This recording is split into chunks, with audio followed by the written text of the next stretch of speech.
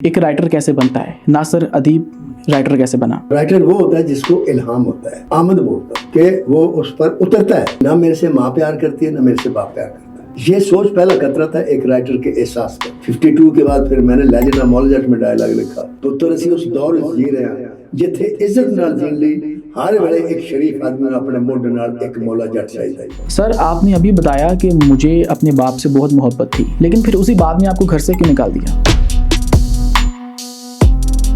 سر آپ نے بڑے نام لے لیے، لیکن آپ ساتھ ہی ساتھ ذکر کر رہے ہیں بازار حسن کا۔ آپ بازار حسن گئے؟ میں صرف ایک دفعہ زندگی میں گیا تھا۔ میں آپ کو ایک طوائف کی بات بتاتا ہوں۔ اس نے کہا میرے پاس ایک تماش بین آیا، میرے ساتھ رات گزاری، میرے ہاں بیٹی ہوئی، وہی تماش بین پھر بیٹی کی میرے سے رات گزارنے کی خواہش کی۔ اپنی ہی بیٹی کے ساتھ؟ جی۔ استغفر اللہ۔ سر آپ نے کہا کہ 1990 سے پہلے تقریباً تمام تر جو ایکٹریسز ہیں وہ بازار حسن سے۔ بازار حسن میں ہونا یہ تو اب ہم لوگوں نے کہہ دیا کہ بازار حسن بڑی گڑبڑ والی بات ہے۔ بازار حسن وہ جگہ تھی جہاں تہذیب، شرافت، آداب بدرجہ اتم سکھائے جاتے تھے، جہاں بڑے بڑے عمراء، بڑے بڑے جاگیردار، بڑے بڑے راجے مہاراجے اپنی بیٹیوں اور بہنوں کو وہاں بیچتے تھے کوٹروں پر۔ جاوید اختر پاکستان آئے، آپ نے ملنے سے انکار کر دیا۔ جی بالکل، شکر الحمدللہ، آج مجھے فخر ہو رہا ہے کہ میں نے کام کر رہی ہے کہ آج سنے وہ کہتا ہے میں خود آئی نہیں۔ آپ بھارت گئے جی، اور انہوں نے آپ کے سامنے ہاتھ جوڑ کر کیا کہا؟ آپ کہتے ہیں کہ شان اداکار نہیں ہے، میں اس کو اداکار نہیں مانتا۔ شان کے ساتھ میرے اختلاف یہ ہے کہ شان اپنی انڈسٹری سے پیار نہیں کرتا، جس انڈسٹری نے اس کو شان بنایا۔ 2 بجے کا ٹائم دے کے یہ 9 بجے کا ٹائم دے کر 3 بجے آتا ہے، مجھے تو اختلاف ہے۔ سب سے پہلے اس کو ڈائریکٹر اچھا نہیں لگتا، وہ کہتا ہے اس کو ڈائریکشن نہیں آتی۔ سید نور، آپ ان کو رائٹر نہیں مانتے؟ نہیں۔ سر آپ کی ایک فلم تھی میڈم رانی، اس کا نام بدلوا دیا کیا، کس نے اور کیوں؟ صرف نام بدلا تھا، ہم نہیں غائب کر دیے گئے تھے میرے بھائی۔ اچھا، آپ نے اسکرپٹ میں کچھ غلط لکھ دیا تھا، جھوٹ پر مبنی کوئی چیز لکھ دی تھی؟ نہیں، سچ لکھا تھا تو بدلا کر دی۔ جھوٹ کی تو بڑی پذیرائی ہوتی ہے ہر جگہ میرے بھائی، کاٹا تو سچ آتا ہے۔ دوسری بات یہ دیکھیں، فلم کی طاقت کا اندازہ پاکستان فلم انڈسٹری میں اب ہوا ہے لوگوں، اور وہ کروایا دھرندر فلم نے۔ وہ زہریلا پروپیگنڈا بالی ووڈ کا۔ ہاں، اب اس کا میں جواب لکھ رہا ہوں۔ دھرندر کا آپ جواب لکھ رہے ہیں، اس کا نام اگر آپ شیئر کرنا چاہیں؟ آپ دیکھیے گا انشاءاللہ دھرندر کو میں کیا کرتا ہوں۔ وی آر ویٹنگ سر۔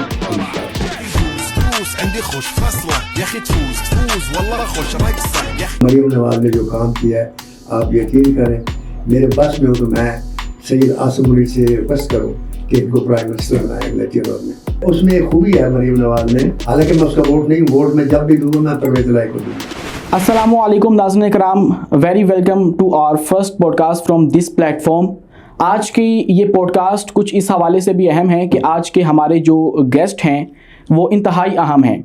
پاکستان کی فلم انڈسٹری کے ایک معروف لکھاری، ایک ایسے لکھاری جن کی قلم سے نکلے ہوئے کردار، کہانیاں آج بھی لوگوں کے دلوں میں زندہ ہیں۔ ان کے دیے ہوئے مقال میں، ان کے دیے ہوئے ڈائیلاگ ہمارے ایوانوں میں سنائی دیتے ہیں۔ ہمارے طاقتور ارباب اختیار جو ہیں وہ ان کو ایک دوسرے کے اوپر پھینکتے ہوئے دکھائی دیتے ہیں۔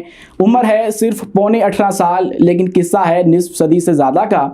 اور مزید تعارف میں کیا کرواؤں، ان کے سننے والے، ان کو چاہنے والے اب تک سمجھ چکے ہیں کہ میں کن کی بات کر رہا ہوں۔ پاکستان کی فلم انڈسٹری کو ایک شکل دینے والے، ان کی پہچان سمجھے جانے والے 400 سے زیادہ فلمیں لکھ چکے ہیں۔ ایگزیکٹ نمبر کیا ہے وہ بھی آج کی ویڈیو میں ان سے پوچھیں گے۔ ہمارے ساتھ موجود ہیں بہت ہی زیادہ پریسٹیجیس ریپوٹیشن رکھنے والے ایک رائٹر ناصر ادیب صاحب۔ السلام علیکم سر۔ وعلیکم السلام۔ سب سے پہلے تو خوش آمدید سر، پہلی پوڈ کاسٹ ہیں اور آپ ہمارے پہلے معزز گیسٹ ہیں۔ الحمدللہ، یہ میں سمجھتا ہوں اللہ کی عطا ہے کہ آپ کی پہلی پوڈ کاسٹ میں کر رہا ہوں، یہ میری خوش قسمتی ہے۔ سر سب سے پہلے تو اپنی یہ پونے جو 18 سال والی عمر کا معمہ ہے یہ حل کریں، میں بہت پریشان ہوں۔ میں نے جہاں بھی دیکھا ہے آپ 18.25 سال سے آگے بڑھ ہی نہیں رہے ہیں۔ گزشتہ چند سالوں سے آپ کی عمر یہیں پہ، کب 18 سال کے ہونے جا رہے ہیں؟ جب بالغ ہو جاؤں گا تو 18 سال کو ہو جاؤں گا۔ اچھا، ابھی تو 18.25 سال کا ہوں۔ دیکھیں جو بچے ہوتے ہیں آپ کو پتہ ہے وہ غلطی کرتے ہیں، اور اس لیے غلطی کرتے ہیں کہ ان کی عقل بالغ نہیں ہوتی اور ان کے اندر اتنا شعور نہیں ہوتا کہ وہ اس چیز کو پہنچ سکے کہ یہ اچھا ہے یا برا ہے۔ تو جو دل میں آتا ہے کر گزرتے ہیں اور پھر ڈانٹ بھی کھاتے ہیں۔ تو میری سیم کنڈیشن ہے. پہلے تو ثبوت یہ ہے کہ 18.5 سال عمر ہے کہ میرے اندر اتنا وہ شعور نہیں ہے اور میں اکثر غلطیاں کرتا ہوں. اور آپ سن کر حیران ہوں گے کہ ڈانٹ میں کن سے کھاتا ہوں؟ بچوں سے. وہ میری غلطیاں نکالتے ہیں, وہ آپ نے ایسے کیوں کیا, یہ کیوں کہا, وہ کیوں کیا, ایسے کیوں. خیر, ایک تو یہ وجہ. دوسری وجہ یہ ہے کہ میرا اپنا جو ماننا ہے وہ یہ ہے کہ عمر 3 قسم کی ہوتی ہے. ایک عمر وہ ہوتی ہے جو آپ کے شناختی کارڈ پر ہوتی ہے, ایک عمر وہ ہوتی ہے جو آپ کی شکل پر ہوتی ہے, ایک عمر وہ ہوتی ہے جو آپ کی شخصیت کے ساتھ چمٹی ہوتی ہے. یہ 3 عمریں ہوتی ہیں. شناختی کارڈ کی عمر والے لوگ وقت سے پہلے بوڑھے ہو جاتے ہیں, اور جو یہ سمجھ لیتے ہیں کہ ہماری عمر اتنی ہو گئی ہے وہ ان کی شکل سے بھی ظاہر ہو جاتی ہے. حقیقت میں انسان کی عمر وہ نہیں ہوتی جو شناختی کارڈ میں ہوتی ہے. عمر وہ ہوتی ہے جو آپ سمجھتے ہیں. Age is just a number. یعنی جو آپ سمجھتے ہیں نا کہ میں اتنے سال کا ہوں تو آپ اتنے ہی سال کے ہیں. میں اپنے آپ کو سمجھتا ہوں کہ میں 18.5 سال کا ہوں, تو آپ بلیو کریں کہ میں 18.5 سال کا ہی ہوں. اب یہ اچھا نہیں لگتا کہ اس موقع پر میں آپ کو مقابلے کی دعوت دیتا کہ آپ میرے ساتھ دوڑ لگا کے دیکھ لیں. اگر اس طریقے سے شناختی کارڈ کی عمر کا حساب کریں تو آپ میرے درمیان بہت فرق ہے. اگر آپ میرے سے دوڑ جیت جائیں گے تو میں ساری زندگی آپ کی پوڈ کاسٹ بغیر کسی معاوضے کے کیا کروں گا, فری کیا کروں گا, سب سے پہلے کیا کروں گا. سر میں تو ایک ٹائم بینگ سے آپ کو دیکھ رہا ہوں اور آپ کی پھرتیاں دیکھ کے مجھے لگتا ہے کہ آپ ابھی بھی جوان ہیں. الحمدللہ, دل سے جوان. کیونکہ میں میری یہ آپ یقین کریں, بڑھاپا, بیماری, بے بسی, مایوسی اور دکھ, سکھ, خوشی, انجوائمنٹ, یہ سب آپ کے اندر ہے. اللہ نے ہر چیز رکھ دی ہے اس کے اندر, مختلف خانے بنا کر نا. اب یہ آپ پر ہے کہ آپ اس کو کیسے وہ کرتے ہیں. دیکھیں, ایک آدمی ہے وہ یہ فیصلہ کرتا ہے, انسان کے اندر مارنے کا بھی حوصلہ وہ خانہ ہے اور مرنے کا بھی ہے. اب بعض لوگ آپ دیکھیں لوگوں کو اس طریقے سے مار دیتے ہیں جیسے کوئی بات ہی نہیں ہے, قتل کر دیتے ہیں. یار وہ ہے, اچھا گولی اڑا دو, اس کو اڑا دو, اس کو اڑا دو. تو یہ ایک مائنڈ سیٹ کی بات ہے نا. انہوں نے وہ کھانا پروموٹ کر لیا جو مارنے والا ہے. ایک ہوتا ہے مرنے والا, اور مرنے والے کھانے 2 قسم کے. ایک ہوتا ہے مایوسی سے مرتا ہے, ایک جذبے سے مرتا ہے. جو جذبے سے مرتے ہیں وہ بارڈر پر جاتے ہیں, لڑتے ہیں, جنگوں میں جاتے ہیں, شہید ہوتے ہیں, تلواریں کھاتے ہیں, زخم کھاتے ہیں, گولیاں کھاتے ہیں, بم کھاتے ہیں, کوئی ان کو پرواہ نہیں ہوتی. تو یہ ایک مائنڈ سیٹ کی بات ہے. تو آپ اگر, کیونکہ آپ کے پورے وجود کو جو چیز کنٹرول کرتی ہے وہ آپ کا مائنڈ ہے. ایگزیکٹلی. آپ دیکھیں, آپ ایک بچے کو پیار سے دیکھیں, بچہ مسکرانا شروع کر دے گا. ایسے ہی ہے بالکل. کیونکہ وہ آپ کی جو ریزر نکلتی ہے نا آنکھوں سے پیار کی, وہ اس کو ہٹ کرتی ہے تو وہ مسکرانا شروع کر دیتا ہے. آپ اس کو غصے سے دیکھیں, بچہ ریئیکٹ کرے گا, حالانکہ بچے میں شعور نہیں ہے, لیکن وہ رونا شروع کر دے گا, یہ منہ بنا لے گا, یا آپ کو غور سے دیکھنا شروع کر دے گا. ٹھیک ہے. پھر آپ دیکھیں کہ ہم جب اپنی بہن کو دیکھتے ہیں تو ہمارا مائنڈ سیٹ اور ہوتا ہے. بالکل ٹھیک ہے. ہم جب کسی کی غیر عورت کو دیکھتے ہیں ہمارا مائنڈ سیٹ اور ہوتا ہے. دونوں کا ریئیکشن وجود پر اور ہوتا ہے. ایسے ہی ہے. تو کیا ثابت ہو, جو آپ سوچتے ہیں, مائنڈ سیٹ, جو آپ سوچتے ہیں, جیسا آپ سوچتے ہیں ایسا ہی وہ آپ کا وجود بھی اس کے اندر ریفلیکٹ کرتا ہے. میرے جو کلاس فیلو ہیں ان میں 1-2 بیچارے زندہ ہیں, باقی تو خیر چلے گئے اس دنیا سے. لیکن جو مجھے عرصہ دراز سے دیکھ رہے ہیں وہ کہتے ہیں ہم اس بات سے حیران ہیں کہ جو ہم نے پہلے آج 40 سال پہلے دیکھا تھا آج بھی وہی ہے. لوگوں کی شکلیں بدل جاتی ہیں, عجیب و غریب ہو جاتے ہیں لوگ, مطلب. تو یہ اللہ کی رحمت بھی ہے اور اس نے مجھے یہ سینس دی ہے. میں کہتا ہوں کہ میں, اور ویسے بھی میں آپ کو بتاؤں کہ اللہ تعالیٰ نے خود بھی انسان کو ایک سٹیج پر بچپن کی طرف لوٹایا. کلام پاک میں وہ کہتا ہے کہ ہم تمہیں ماں کے پیٹ میں پہلے رکھتے ہیں, پھر ہم تمہیں پیدا کرتے ہیں, پھر تم بچپن گزارتے ہو, پھر ہم تمہیں جوان کرتے ہیں, پھر ہم بوڑھے کر دیتے ہیں, پھر ہم تمہیں بچپن کی طرف لوٹا دیتے ہیں. تو میں بچپن کی طرف لوٹا ہوں, میرا یہ بچپن ہے. یہی وجہ ہے کہ میرے عجیب و غریب, اب دیکھیں میں نے 2 گھڑیاں باندھی. میرا بچے اکثر شکایت کرے, ابو یہ کیا بات ہے, آپ نے 2 گھڑیاں کیوں باندھی؟ میں نے کہا بھائی میرا دل کرتا, میں نے باندھ لی, مجھے اچھی لگتی ہیں. اب دیکھیں نا, اس ہاتھ میں بھی گھڑی ہے, اس ہاتھ میں بھی گھڑی ہے. اب دیکھنا تو ٹائم ہے, تو ٹائم تو وہ موبائل سے بھی دیکھ سکتے ہیں آدمی. پھر گھڑی کیوں باندھتے ہیں؟ پھر میرے شوق ہے, مجھے اچھا لگتا ہے.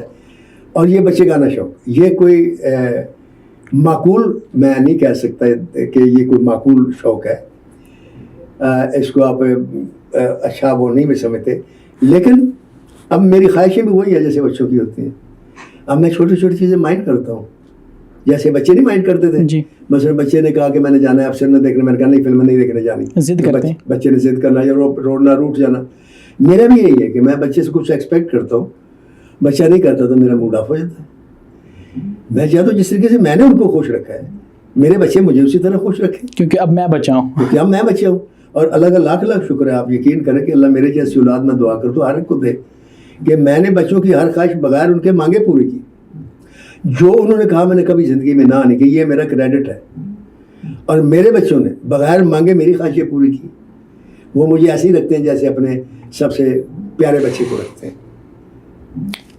آل رائٹ سر، اب میں کچھ سیٹسفائی ہوا ہوں آپ کی عمر والے فلسفے کو لے کر، اور اللہ آپ کو ہمارے سروں پر سلامت رکھے. آمین. شروع کرتے ہیں سر آپ کی جرنی کے حوالے سے. آپ رائٹر بنے، ایک رائٹر کیسے بنتا ہے؟ ناصر ادیب رائٹر کیسے بنا؟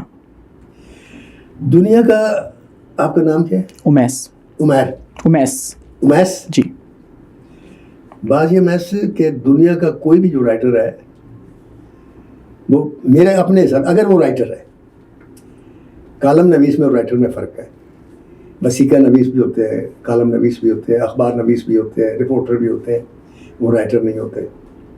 جو رائٹر ہوتا ہے وہ ہوتا ہے جو تخلیق کار ہو، اور رائٹر وہ ہوتا ہے جس کو الہام ہوتا ہے. لفظ وہی نہیں بولتا میں، آمد بولتا ہوں کہ وہ اس پر اترتا ہے، نازل ہوتا ہے. آئیڈیا بھی، ڈائلاگ بھی، مکالمہ بھی اور کریکٹرز بھی. وہ جو رائٹر ہوتا ہے وہ پیدائشی ہوتا ہے، وہ رائٹر بنتا نہیں. دنیا کا بڑے سے بڑا عالم بھی اگر چاہے نا کہ وہ ناصر ادیب بن جائے وہ نہیں بن سکے گا. ناصر ادیب عالم نہیں بن سکے گا. مطلب یہ ایک جہد ہے ایک انسان کے اندر، اور اللہ تعالیٰ ایسے حالات پیدا کر دیتا ہے کہ اس کے اندر رائٹر پیدا ہو جاتا ہے. مثلاً ایک چھوٹے سے واقعے نے مجھے رائٹر بنایا. 2 سال کا تھا میں، تو میں اپنی ماں کے ساتھ بیٹھا ہوا تھا سین میں. میری ماں کے پاس ملے کی کچھ عورتیں گاؤں کی اپنی پرابلم ڈسکس کر رہی تھی. تو ایک دم میری ماں کی میرے اوپر نظر پڑی. میں نے کہا تو اتنے کی کر رہا، چل باہر چل پہ ادھر کو بیٹھ. میں باہر چلا گیا. باہر گیا تو میرا باپ جو تھا وہ اپنے آدمی کے ساتھ ڈیرے پہ بیٹھا تھا. وہ گپے شپے مار رہے تھے اپنے جو مسائل ہوتے ہیں ذمہ داروں کے اس قسم کے. تو اور میں ننگا بھی تھا، 2 سال کا بچہ آپ پتہ ننگا ہی ہوتا ہے. تو ایک دم میرے باپ کی مور پہ نظر پڑی تو مجھے کہہ رہا تو اتنے کی کر رہے، چل اندر جا ماں دے کول. میں واپس چل پڑا. واپس گیا بھی میں راستے میں بھی حسین میں ماں کی طرف جا تو ماں نے تو پھر آ گیا، چل میں تیرے کیا پیو کول جا. میں پھر واپس چلا. اب میں کہا میں باپ کے پاس جاؤں گا، وہ بھی جو روکے گا. درمیان میں ایک ڈیوڑی تھی، اس کے ساتھ میں یوں بیٹھا تو ایسے ٹیک لگا کر بیٹھ گیا. 2 سال کا بچہ 2 سال کا ناصر ادیب بیٹھ گیا. پہلی سوچ جو میرے ذہن میں آئی وہ یہ تھی کہ نہ میرے سے ماں پیار کرتی ہے نہ میرے سے باپ پیار کرتا ہے. یہ سوچ پہلا قطرہ تھا ایک رائٹر کے احساس کا، کیونکہ رائٹر احساس کی انتہا کا نام ہے. گہری بات کر دی آپ نے. عام آدمی وہ احساس نہیں رکھتا جو رائٹر کے پاس ہوتا ہے. ایک لڑکی سڑک پر جا رہی ہے، نوجوان ہے، اور اس کے 3 سال کا بچہ انگلی پکڑ کے وہ لے کے جا رہی ہے. اب مختلف لوگ اسے دیکھ رہے ہیں. مثلا کہ ایک آدمی سے یار چھوٹی عمر شادی ہوگی بچہ ہو گیا.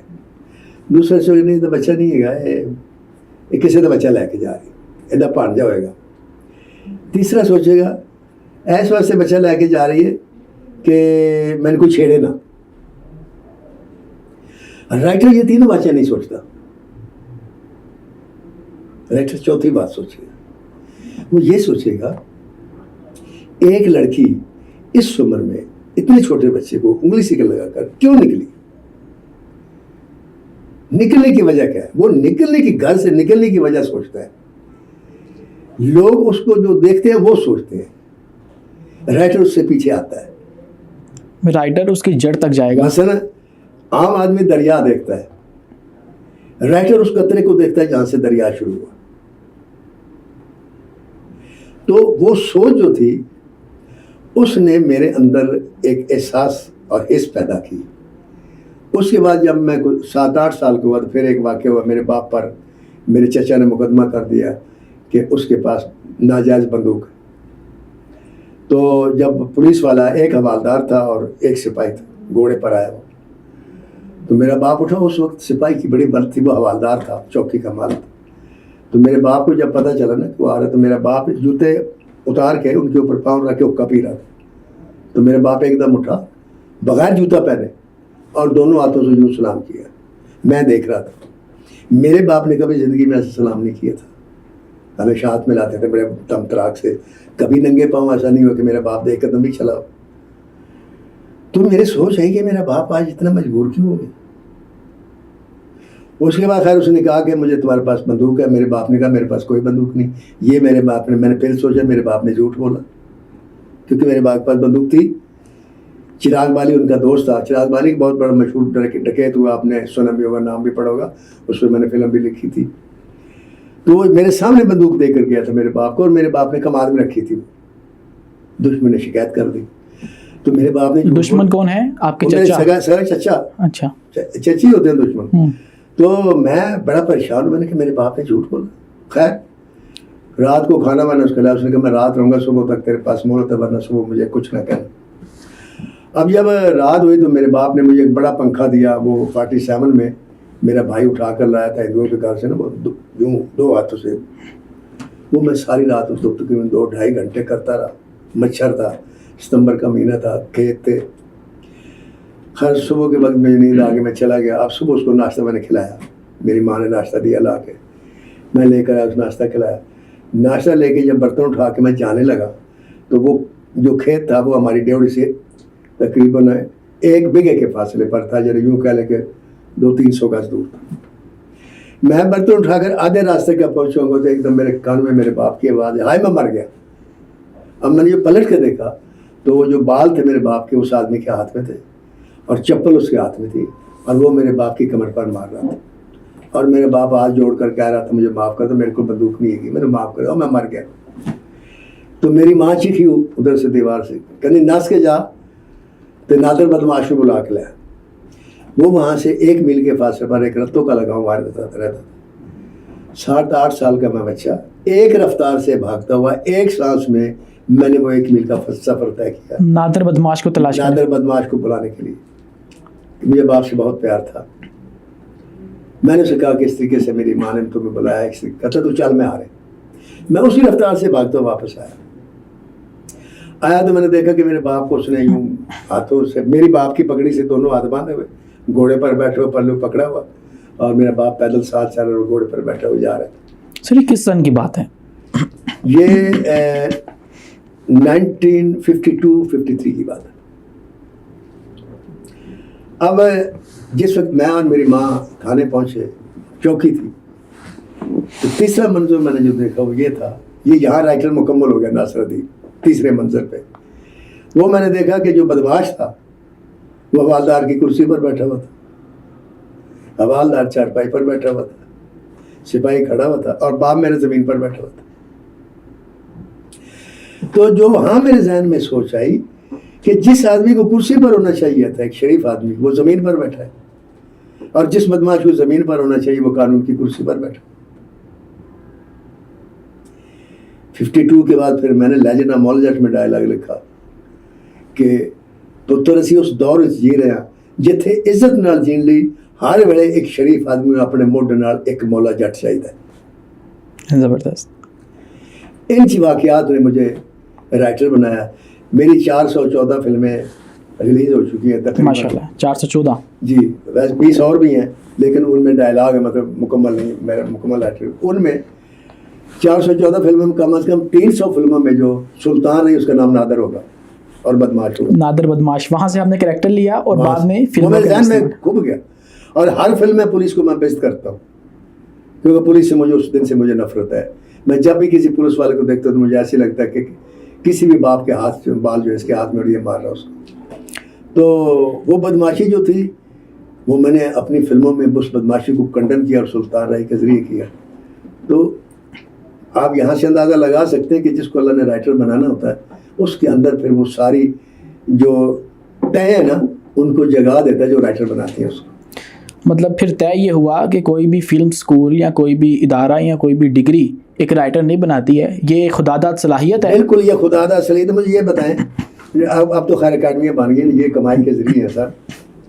آپ اکیڈمی میں رائٹر کو گائیڈ کر سکتے ہیں, اس کے ویژن کو مزید آگے کر سکتے ہیں, اسے تراش سکتے ہیں. ہاں, جیسے تراشتے ہیں کسی کو, ہیرے کو. رائٹر بنا نہیں سکتے, ایکٹر بنا سکتے ہیں آپ. ایکٹر نے آپ سے کہا فٹ ورک یہ کرنا ہے, ایسی ڈائلاگ بولو, یوں دیکھو, ایسے دیکھو, ایسے دیکھو, کرتے کرتے ایکٹر بن جائے گا, آرٹسٹ نہیں بنے گا. آرٹسٹ پیدائشی ہوتا ہے, اور آرٹسٹ ایکٹر میں فرق یہ ہوتا ہے, ایکٹر مکالمے کا محتاج ہوتا ہے, آرٹسٹ مکالمے کا محتاج نہیں ہوتا. آرٹسٹ صرف اپنے چہرے کے ایکسپریشن سے بتا دیتا ہے کہ کیا ہو. ایکٹر کو بتانا پڑتا ہے کہ میری ماں مار گئی.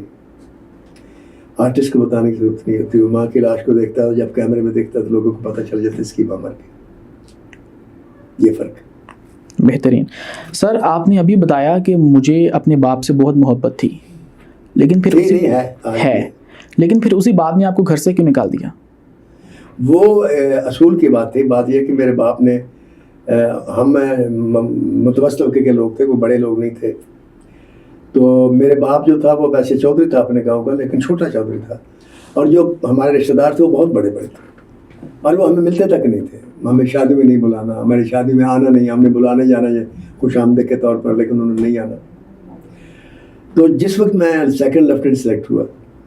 اچھا, فوج میں بھی گئے آپ؟ جی, میں فوج میں گیا. میں اور پرویز مشرف ایک بیچ میں تھے, دونوں سلیکٹ ہوئے تھے. تو جب میں سیکنڈ لیفٹیننٹ سلیکٹ ہوا تو وہ آدمی, اس کا نام افضل تھا, اس نے قتل بھی کیا ہوتا, بڑا بدماش تھا اور ٹھیکیدار اور بڑا آدمی. سب سے پہلے وہ ہمارے گھر آیا اور اس نے میرے باپ کو یوں جھک کے سلام لیا, سینے سے لگایا, اور جو جملہ بولا مجھے آج تک یاد ہے. کہنا تین مبارک ہوئے حسین, غلام حسین میرے باپ کا نام, تین مبارک ہوئے حسین, آج تو رائل فیملی شامل ہو گئی, کیونکہ سیکنڈ لیفٹیننٹ کا باپ تھا. تو ٹول بجا کے میرے پیو نے میں نے گڈی چڑھایا, تو میں نہیں گیا, کیونکہ میں جو مشہور ہونا چاہتا تھا, شہرت انجوائے کرنا چاہتا, تو مجھے پرویز مشرف نے بتا دیا تھا کہ نشان حیدر جو ہے مرنے کے بعد ملتا ہے.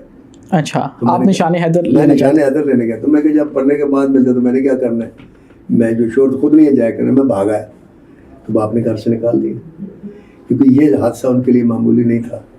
میں نے ان کو آسمان سے زمین پر پھینکا, اور یہ دکھ لے کر گئے وہ ساری زندگی. حالانکہ اللہ تعالیٰ نے مجھے بڑی عزت دی, لیکن انہوں نے میرا رجوع نہیں دیکھا. میری پہلی فلم ویسٹ جیٹ ریلیز ہونے سے تقریباً وہ 11 مہینے پہلے فوت ہو. آج ہوتے تو ان کو فخر ہوتا؟ آج ہوتے تو فخر تو خیر نہ ہوتا جس قسم کے وہ آدمی تھے, کیونکہ وہ مینو کہتے سن میری ماں نو کہ تین مبارک جب میں فلم انڈسٹری میں فلم مل گئی نا, تو ماں کو بتا, میری ماں بڑی خوش ہوئی. تو انہوں نے میرے ماں نے کیا سی کہ مبارک ہوئے تیرا پہ, وہ آج پانڈ ہو گیا. اچھا, پانڈ ہو گیا. آپ کو پتا فلم انڈسٹری کو لوگ کہاں اچھا سمجھتے تھے, آج بھی بعض لوگ نہیں اچھا سمجھتے. کنجر, مراسی اور یہ سارے اس وقت تو بہت ہی برا سمجھتے تھے. آج تو ماشاءاللہ پھر بھی پڑھے لکھے لوگ آ گئے, پڑھی لکھی لڑکیاں آ گئیں, پڑھے لکھے لڑکے آ گئے فلم انڈسٹری میں. اس وقت تو آپ کو پتہ ہے فلم انڈسٹری میں کیا لوگ تھے, اور طوائفوں کا روح تھا, وہی ہیروئنیں ہماری ہوتی تھیں, اور ان پڑھ ہم لوگ تھے, ڈائریکٹر بھی ان پڑھ, ایکٹر بھی تقریباً ان پڑھ. اب ماشاءاللہ بہت اچھا. لیکن سر ہم دیکھتے ہیں جب پاکستان کی فلمی تاریخ کو اٹھا کے, تو وہی وقت تھا جب پاکستان کی فلم کا عروج تھا. اس کے باوجود کہ تب حالات جو ہیں وہ اتنے سازگار نہیں تھے. مطلب دیکھیں کہ 1960 کے اندر پاکستان نے لگ بھگ ایک سال کے اندر کوئی 300 فلمیں بنائیں. پھر ایک وقت آتا ہے آگے جا کے 2003 کے اندر کہ پاکستان میں ایک سال کے اندر کوئی ایک بھی اردو فلم نہیں بنی, اور آج 2025 کے اندر پاکستان نے محض سال کے اندر کوئی 3 سے 4 فلمیں بنائیں. اور پھر ہم بھارت کو دیکھتے ہیں تو وہ ایک سال کے اندر 100 فلمیں بناتے ہیں. اس دور کی اچھی فلمیں بننے کی بھی ایک وجہ ہے. وجہ یہ ہے, دیکھیں کہ اچھا سبجیکٹ اچھے حادثے سے پیدا ہوتا ہے. حادثہ نہیں ہوگا نا, انسیڈنٹ نہیں ہوگا, تو سیکوینس نہیں بنے گا. تو ہوا یہ تھا کہ جب 47 کا فسادات ہوئے, رشتے ادھر سے ادھر ہو گئے, بٹوارا ہو گیا, چھٹکارا ہو گیا, دوستوں سے بچھڑ گئے, ماں بہنوں سے بچھڑ گئے, کچھ مر گئے, کچھ قتل ہو گئے, کچھ ادھر آ گئے, کچھ ادھر آ گئے. اس ماحول نے جو وہاں اس دور کے رائٹر تھے, ان کے اندر کے رائٹر کو جگایا لہٰذا اس دور کے گانے بھی دیکھ لیں, اس دور کا میوزک دیکھ لیں, اس دور کے سبجیکٹ دیکھ لیں, تو آپ کو وہ ساری جھلک 47 کی نظر آئے گی. فلم میں جب بھی جدائی ہوتی تھی سیڈ سانگ آتا تھا. یہ سن 70 تک رہا, 70 کے بعد ختم ہو گیا. کیوں کہ وہ 20-30 سال کا عرصہ گزر گیا, وہ جدائیاں ختم ہو گئی, وہ نسل ختم ہو گئی جو جس کو جدائی ہر وقت ہانٹ کرتی تھی تو وہ گاتے تھے. تو اس دور کا دوسری ایک وجہ اور بھی تھی کہ اس لیے بھی اس دور میں بہترین پرفارمنس ملی کہ اس دور میں جو ہمارے ہاں آرٹسٹ ہے خاص طور سے لیڈیز, وہ اس بازار سے آئی. تو وہ بازار حسن سے تو بازار حسن میں تو پرفارمنس سکھائی جاتی ہے نا بچی کو شروع سے, کس طریقے سے مسکرانا ہے, کس طریقے سے اس کو شو کرنا کہ تم اس پر مر مٹی ہو, حالانکہ مرتی نہیں ہے, ایکشن یعنی سکھائی جاتی تھی. تو وہ جو پرفارمنس انہوں نے دی ہے وہ بعد میں آنے والی لڑکیاں وہ اس مقام تک آج بھی نہیں پہنچی, کیونکہ وہ بچپن سے سیکھتی آئیں کہ بندہ پھنسانا کے میں, بندے لٹنا کے میں, اور تو پیسے کے میں کٹانا نے, اور اس تو بعد اس کو نظر کے میں پھیرنی نے. یہ سارا کچھ وہ سیکھا ہوا ہوتا تھا. پھر ڈانس بھی انہوں نے سیکھا ہوتا تھا. تو وہ پرفارمنس جو تھی وہ آپ اس دور کی پرفارمنس دیکھ لیں, وہ آج پرفارمنس وہ نظر آپ کو کم آتی ہے. ہاں کچھ لڑکیاں ایسی ہیں جو اس بازار سے نہیں ہیں, لیکن انہوں نے پھر بھی بہت اچھی پرفارمنس دی, نو پرابلم, اس پہ کوئی شبہ نہیں. اور لیکن وہ ہے کہ ان کے پرسنل حالات کچھ ایسے ہو جاتے ہیں کہ ان کے اندر وہ فیلنگ آ جاتی ہے. ورنہ آج کل جو لڑکیاں جو کام کر رہی ہیں, آپ وہاں بھی دیکھ لیں, انڈیا میں دیکھ لیں, یہاں بھی دیکھ لیں, بس جسم دکھانے کا وہ شوق ہے. ماڈلنگ, اچھا جسم ہو, خوبصورت ہو, نیو ڈریس ہو, فوٹو شوٹ ہو, یہ ہو, اور آئٹم سانگ ہو, گانے وانے ہو. پرفارمنس کا مسئلہ وہاں نہیں ہے. کوئی مجھے وہاں کی کوئی آرٹسٹ آپ دکھا دے جو مینا کماری بنی ہو, جو نرگس بنی ہو, جو مدھوبالا بنی ہو, جو وجنتی مالا بنی ہو. آج کے دور کے جتنے بھی ہیں دیکھ لیں, مجھے ایک دکھا دیں. آج کے دور میں کوئی لڑکی دکھا دیں جو بابرہ شریف ہو, جو صبیہ خانم بنی ہو, جو مسرت نذیر بنی ہو, بتائیں. سر آپ نے بڑے نام لے لیے, لیکن آپ ساتھ ہی ساتھ ذکر کر رہے ہیں بازار حسن کا. آپ بازار حسن گئے؟ نہیں, میں بازار حسن کبھی نہیں گئے. میں صرف ایک دفعہ زندگی میں گیا تھا, وہ بھی میں یونس ملک صاحب کے ساتھ گیا تھا جب ہمیں لڑکیوں کی تلاش تھی, ورنہ میں نہ گیا ہوں نہ میں کبھی جاتا ہوں. آپ نے وہاں سے آئی ہوئی لڑکیوں کے ساتھ کام تو کیا؟ کام تو میں نے ہم ہر ایک کے ساتھ کیا. تو آپ نے ان میں اور آج کی جو اداکارائیں ہیں ان کے اندر کیا فرق محسوس کیا ہے؟ فرق دیکھیں, ایک لفظ ہے کھلا ڈلا ہونا, کھلا ہونا. ایک ہوتا ہے مطلب چاکا کھلے ہونا. جی, ان لڑکیوں میں جو ایک بے باکی تھی نا, اور جو ان کو فن آتا تھا مرد کو دیکھنے کا اور مرد کو دیکھ کے پیار جتانے کا, وہ ان کو ورثے میں ملا ہوا ہے. تو ایک ہوتا بندہ جدی پشتی امیر ہوتا ہے, وہ اٹھن بیٹھن اور ہوتا ہے. ایک نواں امیر ہوتا ہے نا, وہ ادامہ کچھ اور ہونی. فرق ہوتا ہے نا. بالکل, بس یہی فرق. وہ جدی پشتی فنکار سن. اب دیکھیں نا, جو میوزک کو لے لیں, میوزک کا جو گھرانہ جہاں سے چلا ہے, ماسٹر نیلسن سے لے لیں, بڑے غلام علی خان کو لے لیں, پھر ماسٹر عبداللہ کو لے لیں, رشید اطہر کو لے لیں, خواجہ خورشید کو لے لیں. وہ میوزک جو آج آپ کو میوزک میں نظر آتا ہے, آج کیوں نہیں گانے بنتے؟ میوزک ڈائریکٹر تو آج بھی ہیں, وہ میراث وہ نہیں رہی. ایک گانا مجھے دکھا دیں پچھلے 10 سالوں میں. دیکھیں چلو پاکستان میں تو لاہور میں تو صرف ایک فلم لیجنڈ آف مولودیٹ سپر ہٹ ہوئی, وہاں تو 5-10 فلمیں 15 فلمیں سپر ہٹ ہیں کراچی کی. ایک گانا سٹری سانگ دکھا دیں. جبکہ ہماری جو پرانی فلمیں تھیں ہر فلم میں کوئی نہ کوئی گانا اسٹریٹ سانگ ہوتا تھا. تو یہ جو ہوتا ہے نا جدی پشتی کا, اب یہ جو میوزک بناتے ہیں یہ پڑھے لکھے لوگ ہیں, انہوں نے میوزک پڑھا ہے. میوزک پڑھنا اور بات ہے, اور میوزک بجانا اور میوزک آنا اور بات ہے. یہ زمین آسمان کا فرق ہے. دیکھیں میں آگے کہا کرتا ہوں کہ ہم دعا پڑھتے ہیں, ہم دعا مانگتے نہیں ہیں. پڑھتے ہم مانگتے ہوئے تو انسان کے آنسو باہر آ جاتے ہیں, انسان تڑپتا ہے, روتا ہے, چیختا ہے, چلاتا ہے اپنے. مانگنے کے لیے ہاتھ نہیں اٹھانا پڑتے, اس کے لیے ضروری نہیں کہ آپ ہاتھ اٹھا کے کریں, آپ چلتے چلتے مانگ سکتے. تو یہی بات ہے کہ آج کا جو میوزک ڈائریکٹر ہے وہ کتاب سے علم پڑھ کے آ گیا ہے، اور ہاں ایسے ہے تو سر یوں کرے یوں کرے یوں کرے ایسے عمریں دینی پڑتی ہیں.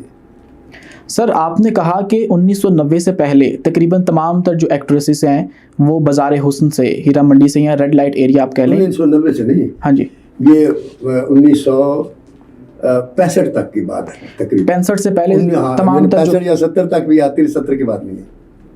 تو سر اس سے پہلے کی جو بڑے بڑے نام ہیں، کیا آپ کو نہیں لگتا آپ نے ان کو ایک طرح سے متنازع کر دیا ہے؟ سارے ان پہ شک کریں گے کہ بھائی یہ تو وہاں سے آئی ہیں اور وہاں کی ریپوٹیشن آپ کو ہماری سوسائٹی میں کیسی ہے؟ میں نے کوئی متنازع نہیں کیا. دیکھیں بات یہ ہے، آپ جب ایک بات کرتے ہیں، آپ ہسٹری چھیڑتے ہیں، تو ہسٹری میں جب آپ مجھ سے پوچھتے ہیں کہ یار حضرت امام حسین علیہ السلام کو شہید کس نے کیا تھا، تو مجھے شہید کا نام لینا پڑے گا یا نہیں لینا پڑے گا؟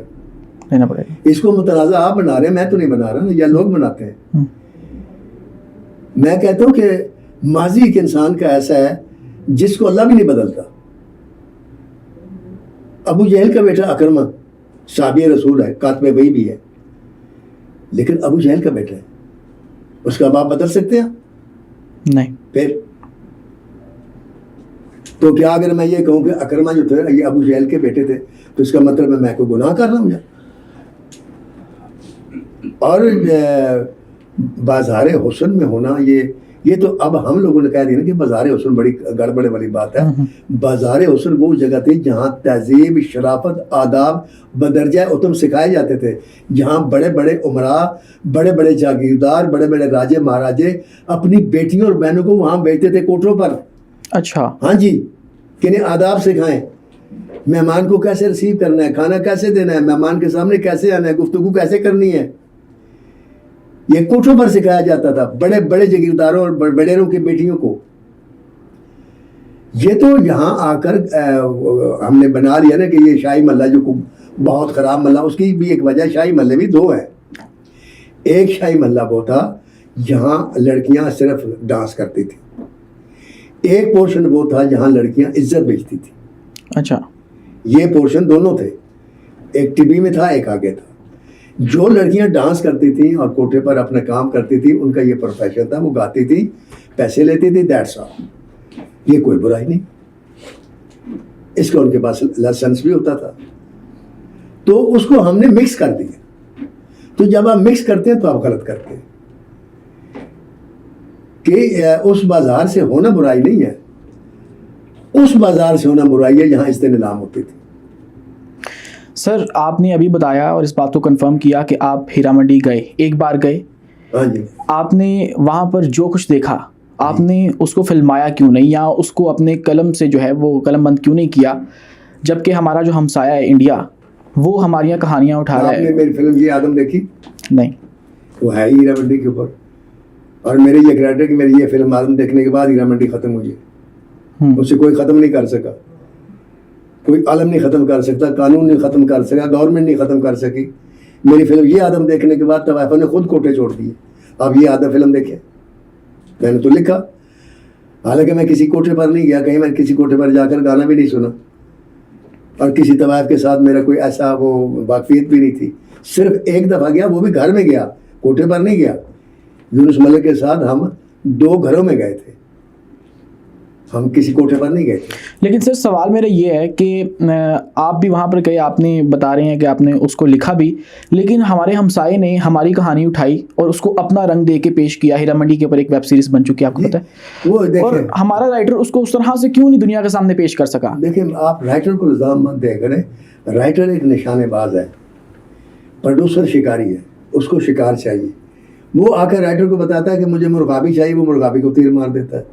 وہ کہتا ہے مجھے ہرن چاہیے، وہ ہرن کا شکار کر دیتا ہے. وہ کہتا ہے مجھے شیر چاہیے، وہ شیر کو شکار کر دیتا ہے. بات تو یہ ہے کہ پاکستان کے اندر نہ فلم کی اہمیت کو کسی نے سمجھا ہے، نہ یہ اس کو کسی نے سمجھا کہ اس کی اہمیت کتنی ہے، اس کا اثر کتنا ہے، اور نہ اس کو کسی نے اڈاپٹ کیا، نہ کسی نے اون کیا. حتیٰ کہ حکومت نے اس کو اون نہیں کیا، سوسائٹی نے تو ویسے ہی نہیں کیا. ہاں، سوسائٹی تو آج بھی ہمارے پیچھے پڑی ہوتی ہے. مثلا یہ میرے اسی سے کلپ نکال لے گی کہ جی وہ ہیرا منڈی سے طوائفیں آئی تھیں. ارے یار، یہ میں کیا بتاؤں پھر، وہ کہاں سے آئی تھی؟ میں یہ بتاؤں بغداد سے آئی تھی؟ بتائیں. یہ ہمارے معاشرے کی پیداوار تھی. ہمارے معاشرے کی پیداوار تو اشیائی محلہ بھی تو ہمارے معاشرے کا حصہ ہے نا. اس کو آپ کہاں لے کے جائیں گے؟ وہاں جانے والے بھی ہمارے معاشرے کا حصہ ہیں. ہاں جو اب دیکھیں اگر میرے سے سچ پوچھیں تو یہ جو طوائفیں ہیں یہ سب شریفوں کی بیٹی ہیں, یہ کنجروں کی اولاد ہی نہیں ہے. اچھا, ہاں جی. تو یہ کیسے وہاں تک پہنچ گئی؟ یہ بس ایسے بولتے ہیں جاتے ہیں طوائف سے شادی کرتے ہیں, اس کے بچہ بچہ ہو جاتا ہے, اس کے بعد یہ واپس آ جاتے ہیں, خرچہ دینا بند کر دیتے, اس کے بعد وہ لڑکی ہوتی ہے تو اس کو وہ طوائف بنا لیتے ہیں, لڑکا ہوتا ہے اس کو کنجر بنا دیتے ہیں. یہ سب شریفوں کی اولادیں ہیں. میں آپ کو بڑے بڑے, میں آؤں گا تو پھر وہ دوسرا ایک کہیں گے ناصر دیو ایک نیا کٹا کھول دی. میں آپ کو ایک طوائف کی بات بتاتا ہوں. اس نے کہا میرے پاس ایک تماش بین آیا, میرے ساتھ رات گزاری, میرے ہاں بیٹی ہوئی, وہی تماش بین پھر بیٹی کی میرے سے رات گزارنے کی خواہش کی. اپنی ہی بیٹی کے ساتھ؟ جی. استغفر اللہ. آپ کیسی بات کرتے ہیں؟ یہ شریف آدمی اتنے گرے ہوئے لوگ ہوتے ہیں. آپ باقی کو چھوڑیں بات. یہ مجھے یہ بتائے کہ کبھی آپ نے سنا ہے جتنی بھی طوائف ہیرا منڈی میں کبھی سنا ہے کسی طوائف نے کسی کنجر کے ساتھ شادی کر لی ہے؟ مجھے بتائیں کبھی سنا ہے؟ جب بھی شادی کرے گی نہیں کسی نہ کسی شریف کے ساتھ کرے گی, کسی وڈیرے کے ساتھ کرے گی.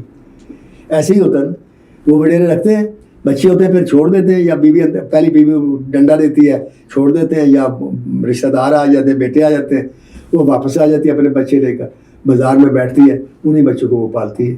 پھر انہیں بچوں کے پاس پھر ان وڈیروں کے بچے آتے ہیں, کوئی بہن کا مجرا سن رہا ہوتا ہے, کوئی ماں کا سن رہا ہوتا ہے. اور یہی شریف پھر ان کو برا بھی کہتے ہیں. دیکھیں منافقت کی انتہا دیکھیں. چھپ کے رات کو جاتے بھی وہی ہیں, دن میں ان کو گالیاں بھی دیتے.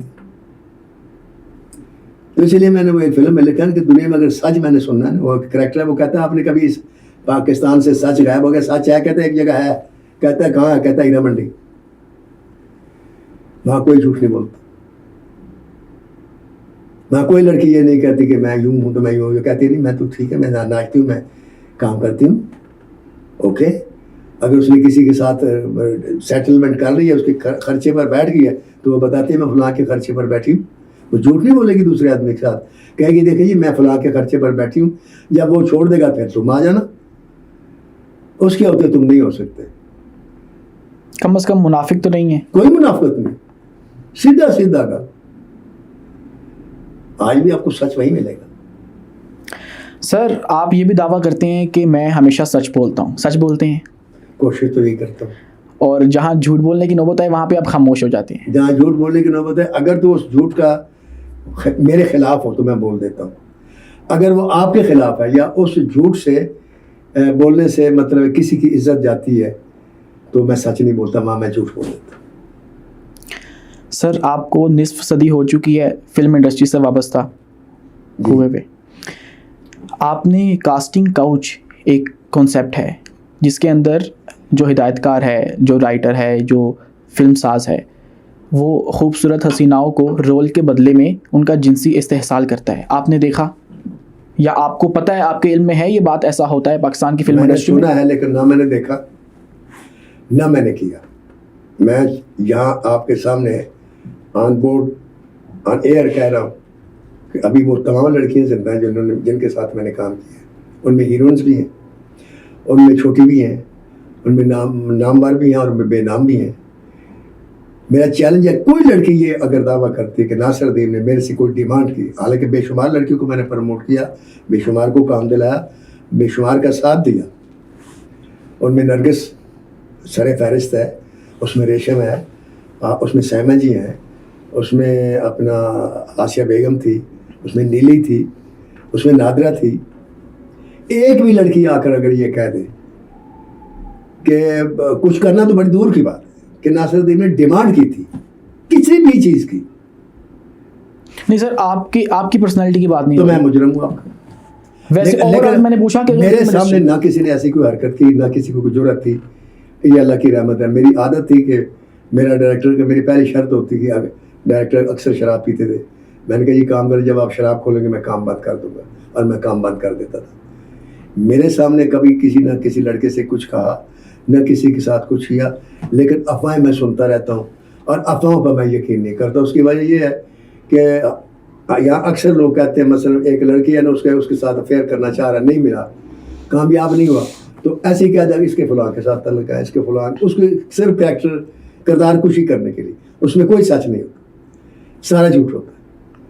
اور ایک دعویٰ میں کر سکتا ہوں کہ اگر پاکستان فلم انڈسٹری میں کرپشن آپ کے بقول فرض کرو 100% ہے, تو میں حلفاً کہہ سکتا ہوں کہ 10% کرپشن سے پاک ہے پاکستان کی فلم انڈسٹری. پاک نہیں ہے کرپشن, کرپشن سے کوئی پاک نہیں. لیکن میں یہ دعویٰ کر سکتا ہوں کہ ٹی وی چینل سے بھی کم ہے, ریڈیو سے بھی کم ہے, اور یہ جو ادارے ہیں ان سے بھی کم ہے, جن اداروں میں لڑکیاں رکھی جاتی ہیں ان سے بھی کم ہے. بالکل ٹھیک ہے.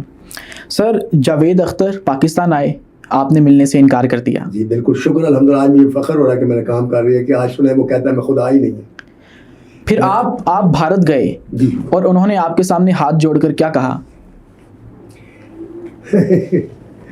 انہوں نے جو کہا تھا اس بات کو چھوڑے, انہوں نے صرف اس نے بات یہ کی تھی کہ آپ نہیں آئے تھے, آپ کیا سمجھتے تھے اپنے آپ کو, بڑا سمجھتے تھے. تو میں نے اسے کہا تھا, میں نے کہا یار بات یہ ہے کہ میرے اور تمہارے اندر زمین آسمان کا فرق ہے.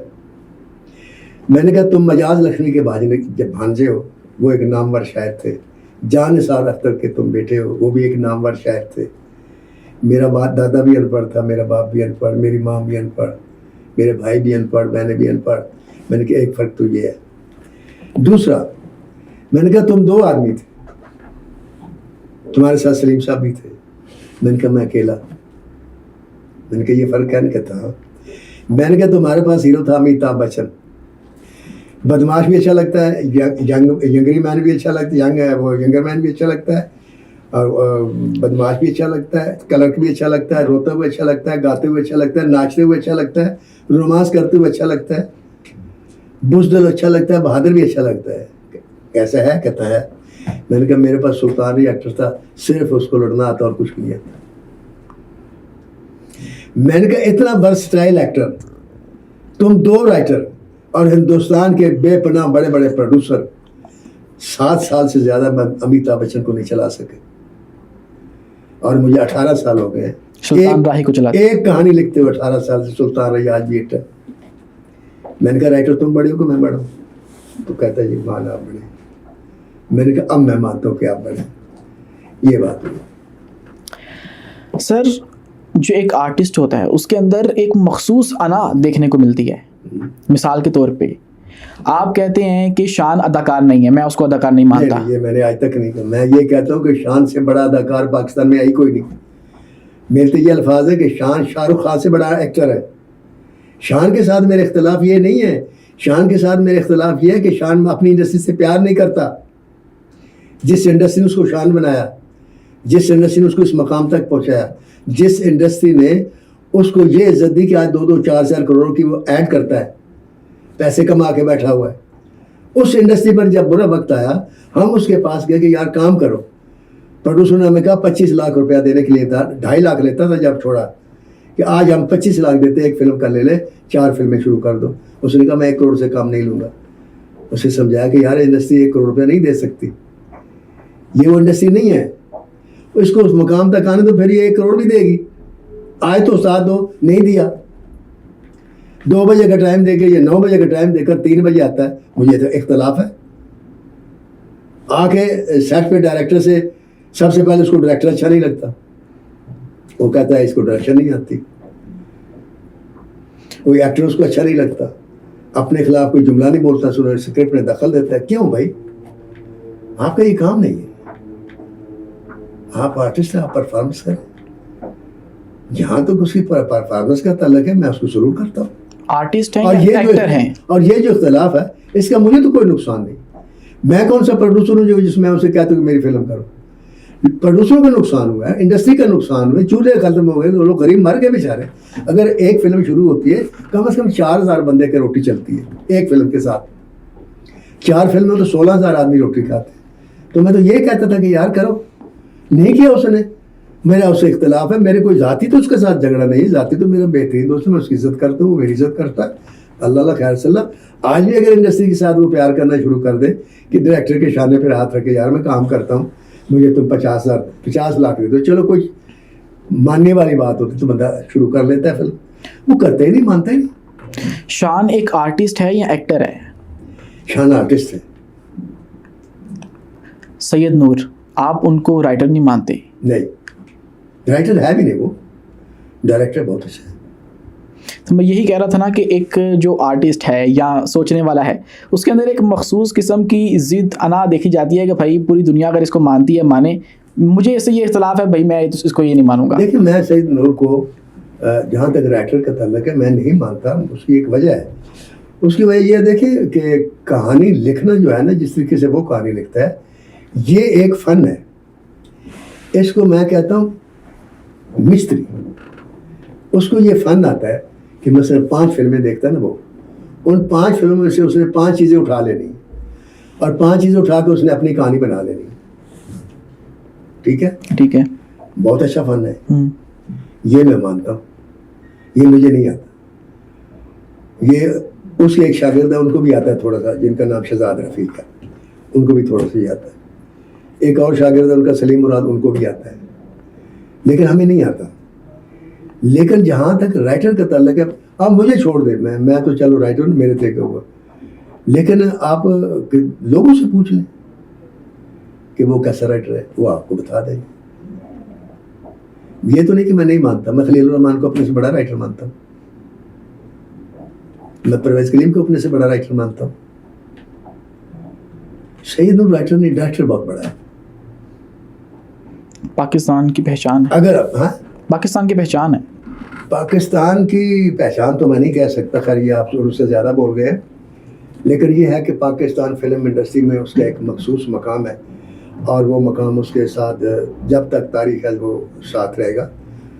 تو اس سے تو کوئی انکار نہیں ہے. اور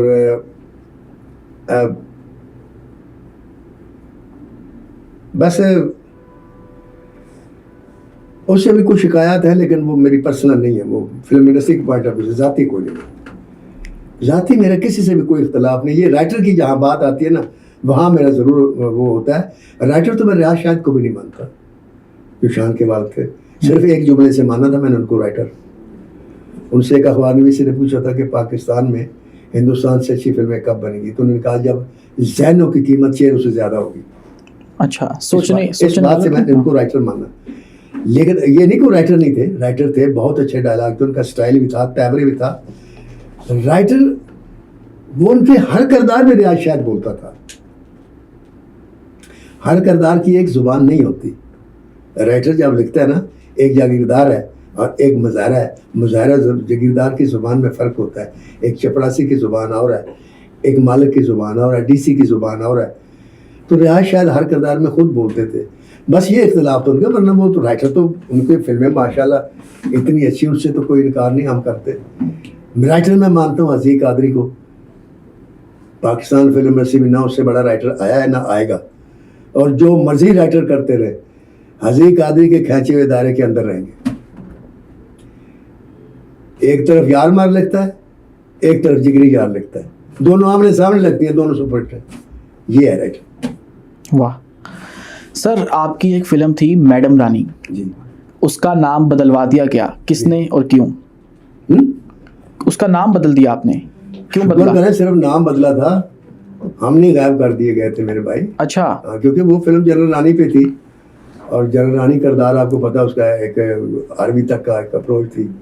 تو وہ ہمیں بلایا گیا اور پھر سکرپٹ چینج کر دیا گیا، پھر سکرپٹ سنسر ہوا. کس نے بلایا؟ آرمی والوں نے، اور تو انہوں نے بلانا تھا، پھر انہوں نے نام بدلوایا. آپ نے اسکرپٹ میں کچھ غلط لکھ دیا تھا، جھوٹ پر مبنی کوئی چیز لکھ دی تھی؟ نہیں، سچ لکھا تھا تو بدلا گیا. جھوٹ تو بدلے نہیں جاتا، جھوٹ کی تو بڑی پذیرائی ہوتی ہے ہر جگہ میرے بھائی. کاٹا تو سچ جاتا ہے. آج کل جھوٹ چل رہا ہے نا، کبھی کٹا ہے. جو سچ بولنے والے تھے بھاگ گئے.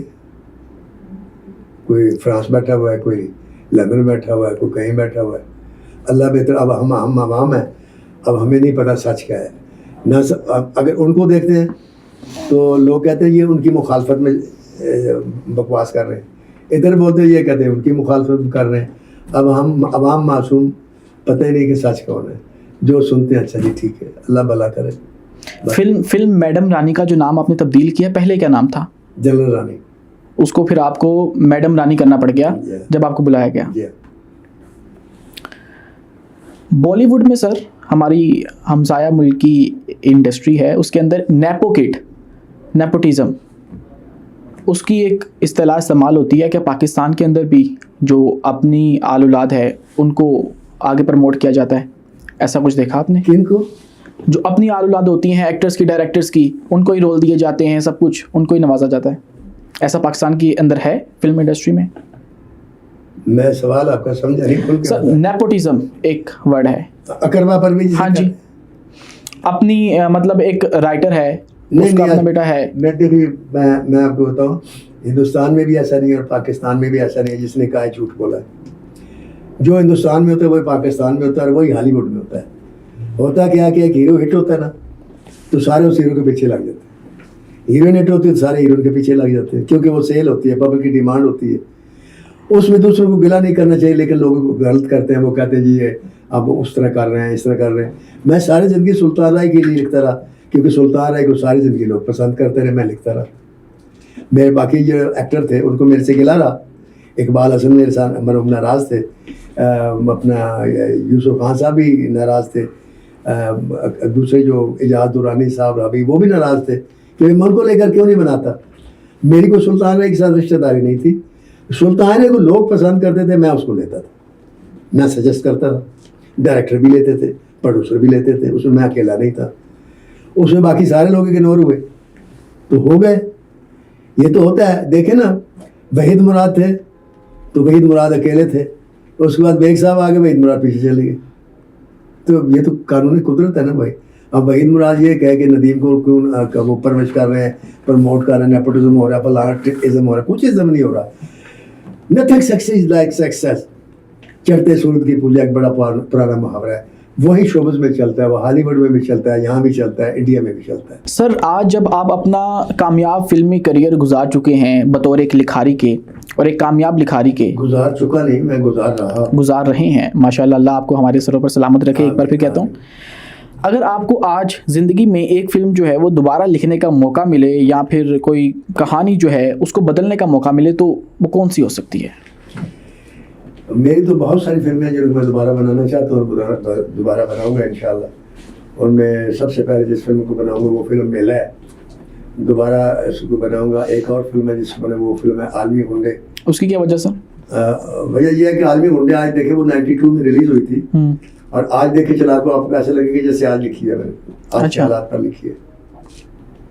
اگر اس کے اندر ٹیکنالوجی آج کی استعمال ہو جائے، جی ہاں، تو بہت اچھی فلم بن سکتی ہے۔ اور دوسری بات یہ دیکھیں، فلم کی طاقت کا اندازہ پاکستان فلم انڈسٹری میں اب ہوا ہے لوگوں کو، اور وہ کروایا دھرندر فلم نے۔ اچھا، وہ زہریلا پروپیگنڈا بالی ووڈ کا، ہاں پروپیگنڈا کیا، اور انہوں نے پوری دنیا کو وہ بات یقین دلوا دیا جو ان کے سفیر نہیں دلوا سکے، ان کی تقریریں مودی نہیں دلوا سکا، فلم نے دلوا دیا کہ وہ پاکستان میں سیاسی پارٹیاں بھی دہشت گردی کرواتی ہیں، ڈکیت رکھے ہوئے ہیں، فلاں یہ وہ فلاں۔ اب اس کا میں جواب لکھ رہا ہوں، دھرندر کا آپ جواب لکھ رہے ہیں۔ یہ ایک نیوز ہے ہماری پوڈ کاسٹ کے توسط سے؟ جی، یہ ایک خبر ہے ہماری پوڈ کاسٹ کی جی توسط سے؟ بالکل یہ خبر ہے۔ اس کا نام اگر آپ شیئر کرنا چاہیں؟ نام ابھی نہیں رکھا، ابھی نہیں رکھا، ابھی لکھ رہے ہیں؟ آپ کا اخبار میں آ جائے گا، آپ دیکھیے گا انشاءاللہ۔ دھرندر کو میں کیا کرتا ہوں، وی آر ویٹنگ سر، انشاءاللہ۔ سر حکومتی سطح پہ جو فلم کی پروموشن کے لیے کام ہو رہا ہے، کیا آپ اس سے مطمئن ہیں؟ کیا یہ ہمارے فلم سازوں کو، ہدایت کاروں کو، لکھاریوں کو اتنا فیسیلیٹیٹ کرتے ہیں جتنا ان کو کرنا چاہیے؟ گورنمنٹ کی بات جی دیکھیں جی، گورنمنٹ اس وقت جو کام کر رہی ہے نا، جہاں تک میں لاہور کو دیکھتا ہوں تو مریم نواز بہت اچھا کام کر رہی ہے، سڑکیں بڑی اچھی ہو گئی ہیں، تجاوزات ہٹ گئے ہیں، ریڑیاں بن گئی ہیں، خوبصورتی آ گئی ہے، بہت اچھی بات ہے۔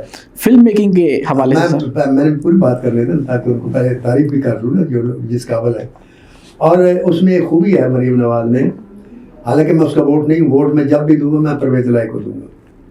پاکستان میں مجھے اس سے اچھا کوئی سیاستدان نہیں لگتا۔ عمران خان کو اس لیے نام نہیں لیا کہ اس کو انہوں نے آنے نہیں دینا، اس کو چھوڑ دیں۔ پرویز الہی کا میں پکا ووٹ ہوں۔ تو لیکن میں چونکہ سیاسی آدمی نہیں ہوں، سیاسی آدمی یہ ہوتا ہے میں مخالف کی تعریف نہیں کرتا۔ میں مریم نواز کے یا نون لیگ کے حق میں نہیں ہوں، لیکن مریم نواز نے جو کام کیا ہے آپ یقین کریں، میرے بس میں ہو تو میں سید عاصم منیر سے ریکویسٹ کروں کہ ان کو پرائم منسٹر بنایا اگلے ٹینور میں۔ اچھا، ہاں جی۔ آپ کس کام سے اتنا متاثر ہیں؟ اس کام سے مطمئن ہوں کہ اس میں ایک خوبی ہے، وہ جو کام کہتی ہے وہ کر دیتی ہے۔ یہ نہیں اس نے میں کہا نا میں سڑکیں صاف کر دوں، میں سڑکیں صاف ہو گئی، تجاوزات ہٹا دوں گی، اس نے ہٹا دی، ریڑیاں میں ختم کر دوں، ریڑیاں ختم کر دیں. اب آپ دیکھیں فروٹ کی دکانیں باقاعدہ کھڑے ہو کر ایسے لگتا ہے جیسے کسی باہر کے ملک میں کھڑے ہوئے. اس نے مجھے یاد ہے سرگود ایک پل بننا تھا، وہ گئی، اس نے کہا یہ پل اتنے دنوں سے کیوں نہیں بن رہا؟ انہوں نے کہا جی فنڈ یہ وہ فلاں. اس نے کہا مجھے نہیں پتا، آج میں جا رہی ہوں، 11 مہینے بعد عید تھی، اگلی عید میں اس سڑک کے اوپر سے گاڑی لے کر گزرنا چاہتی ہوں ورنہ اپنے گھر چلے جانا. اور اس سے 1 مہینہ پہلے وہ پل بن گیا سرگودے میں. وہ جو کہتی پھر اس کا پیچھا بھی کرتی ہے، یہ نہیں کہ بیان دے دی اور کام نہیں کیا. اس نے کہا فلم انڈسٹری کے لیے کہ میں کروں گی، تو اس کا عملی طور پر اس نے کام کیا. اب میں اس طرف آتا ہوں. اس نے فلم سٹی اناؤنس کی، اس نے پروڈیوسر کے لیے فنڈ رکھے، اس نے اپنا جتنے ڈائریکٹر ہیں ان کو جو پیسے تھوڑے بہت دیتے ہیں، اس سے مجھے اختلاف ہے کہ 10-10 ہزار روپیہ فنکاروں کو دیتے ہیں اور وہ بھی قطار میں کھڑے ہو کر لینا پڑتا ہے. ان کے اکاؤنٹ پہ جانا چاہیے، کم از کم 30,000 روپیہ ہر مہینے ملنے چاہیے غریب فنکار کو. نہیں آپ وہ اس کو کر رہی ہیں، پروڈیوسر کو پیسے بھی دے رہی ہیں. اب عملی طور پر ابھی وہ سامنے نہیں آیا، لیکن ہر 2 مہینے بعد خبر جو ہے آگے بڑھتی ہے، سٹیپ آگے بڑھتا ہے. یہ نہیں کہ اس نے کام کو روکا ہو، وہ چلا رہی ہے. تو میرا ایمان ہے کہ فلم سٹی بھی بنے گی اور پروڈیوسر کو جو پیسے وہ بھی ملیں گے، اور پاکستان فلم انڈسٹری کے لیے جو بہتری کے لیے اور وہ کرے وہ بھی ہوگا. ایک جو ان سے میں ریکویسٹ عرصہ دراز سے کر رہا ہوں، اگر وہ کر دے تو پاکستان فلم انڈسٹری 6 مہینے کے اندر ریوائول کر دے گی. کہ ہر شہر میں یہ اناؤنس کر دے، آرڈیننس پاس کر دے کہ جو بھی 4 منزل کا پلازا بنے گا اس میں ایک سینما ضرور ہوگا، خواہ 50 سیٹ کا ہو. فلم انڈسٹری ترقی کر جائے گی. تو پچھلی اس سے جو گورنمنٹ تھی، کیا وہ اس طرح سے فلم کے لیے کام نہیں کر رہی؟ نہیں کر رہے تھے. وہ باتیں کرتے تھے، اس کے بعد بھول جاتے تھے. اس میں یہی تو خوبی، میں اسی بات کی تو تعریف کرتا ہوں کہ یہ جو کہتی ہے نا، پھر یہ اس کے اس کام کے پیچھے پڑ جاتی ہے، اس کو چیز کرتی ہے کہ کیا پروگریس ہوئی. اس سے پہلے جو گھومتے تھے وہ کہتے تھے ہاں جی ہم یہ کر دیں گے، وہ ہم تالیاں بجا لیتے تھے، وہ چلے جاتے تھے. اس کے بعد نہ انہیں یاد رہتا سی نہ سانو یاد رہتا سی، ختم ہو جاتی تھی بات. یہ اس میں خوبی ہے. یہ مئی کی جنگ کے بعد پاکستان کو اس محاذ کے اوپر لڑنے کی بھی ضرورت ہے، فلمی محاذ کے اوپر. کس جنگ کی بات؟ مئی کی جو جنگ ہوئی پاک بھارت کی، ہاں جی، اس کے بعد سے تو یہ جو میچ ہے وہ زیادہ سویر ہو چکا ہے. یہ دھرندر نے اور بڑھا دیا نا اس بات کو. ہاں جی. اب اس کو انشاءاللہ جواب دیں گے تو پھر آپ دیکھیے گا، پھر ایک انٹرویو کریں گے آپ کے ساتھ، پھر میں آپ سے کہوں گا میرا انٹرویو کریں، پھر آپ کو مزہ بھی آئے گا انشاءاللہ. سر بہت اچھا لگا، پہلی ملاقات تھی، آپ کو سنا تھا، متاثر تھا، اور آج جو ہے وہ میں مزید متاثر ہو چکا ہوں. امید کرتے ہیں کہ ہمارے دیکھنے والے جو ناظرین ہیں ان کے لیے اس کے اندر کچھ سبق آموز بھی ہوگا، کچھ سیکھنے کو ملے گا. ویسے تو آپ کے سننے والے جو ہیں بہت سے مداح بیرون ملک بھی موجود ہیں، پاکستان کے اندر بھی موجود ہیں، تو امید کرتے ہیں کہ ان کے لیے یہ جو آج کی پوڈ کاسٹ ہے وہ مفید ثابت ہوگی. ہمیں دیجیے اجازت، ملتے ہیں اگلی پوڈ کاسٹ میں کسی نئے مہمان کے ساتھ.